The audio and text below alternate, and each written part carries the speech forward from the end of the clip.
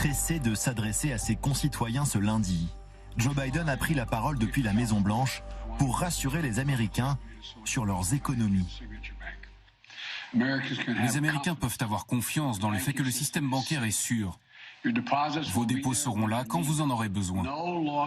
Et les pertes, c'est un point très important. Les pertes ne seront pas remboursées par les contribuables. Je répète, les contribuables ne paieront pas. Pouvez-vous dire aux Américains qu'il n'y aura pas d'effet d'entraînement ? Attendez-vous d'autres faillites bancaires, Monsieur le Président ?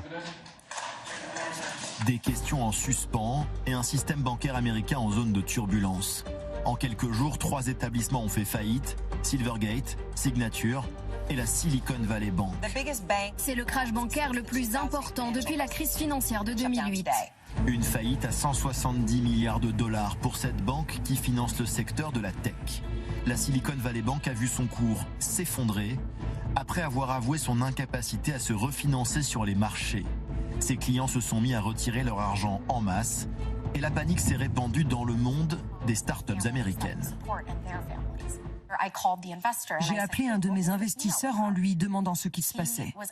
Il était essoufflé, comme s'il venait de courir un marathon. Et il m'a dit « Retire ton argent de cette banque.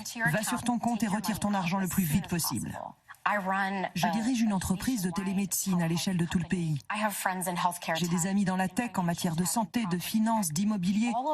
Et pour nous tous, notre seule priorité, c'est que nos fonds soient sûrs et qu'on puisse payer nos salaires pour le 15 du mois. Les banques de la Silicon Valley, une industrie gourmande en cash, piégée par la hausse des taux d'intérêt et la fin de l'argent pas cher. Les autorités américaines ont tout de suite réagi en garantissant les dépôts des clients des banques en faillite. Leur message, il n'y aura pas de nouvelle crise, comme en 2008.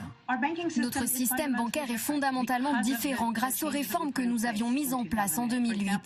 Les banques doivent par exemple disposer de plus de capitaux. Nous avons construit un système bancaire plus résilient justement pour absorber ce type de choc.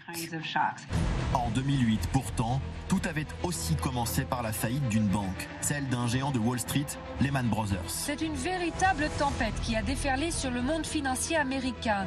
Le monde financier, puis l'économie réelle, ébranlée par une cascade de faillites d'entreprises et de particuliers expulsés de chez eux, jusqu'à provoquer une crise systémique à l'échelle mondiale. 15 ans plus tard, un effet domino est-il toujours possible ? De l'autre côté de l'Atlantique, le Royaume-Uni a bien failli subir de plein fouet les conséquences de la chute de la Silicon Valley Bank. Sa branche britannique a été rachetée in extremis par la banque HSBC.